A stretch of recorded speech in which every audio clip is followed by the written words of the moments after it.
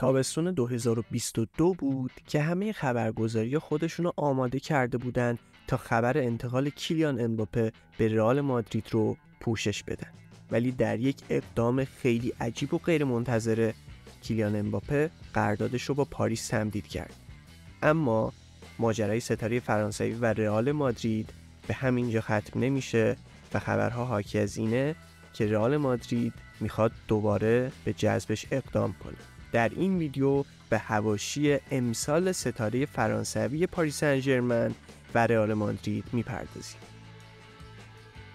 ماجرای کیلیان امباپه ستاره فرانسوی پاریس سن ژرمن با رئال مادرید تمومی نداره. مادریدیا تا کنون دوبار به صورت جدی برای شکار ستاره فرانسوی اقدام کردند ولی موفق به جذب این بازیکن نشدند. در جدیدترین خبر در این زمینه رامون آلوارز خبرنگار اسپانیایی اعلام کرد کیلیان امباپه با فلورنتینو پرس رئیس باشگاه رئال مادرید تماس تلفنی داشته و از اون به خاطر رفتار خودش در تابستون گذشته عذرخواهی کرد.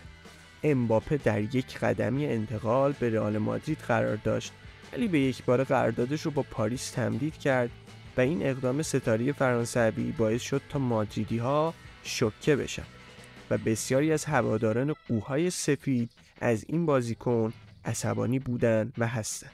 اما به نظر میرسه عذرخواهی امباپه از باشگاه رئال مادرید باعث شده تا انتقال این بازیکن به برنابئو فاز جدیدی به خود بگیره.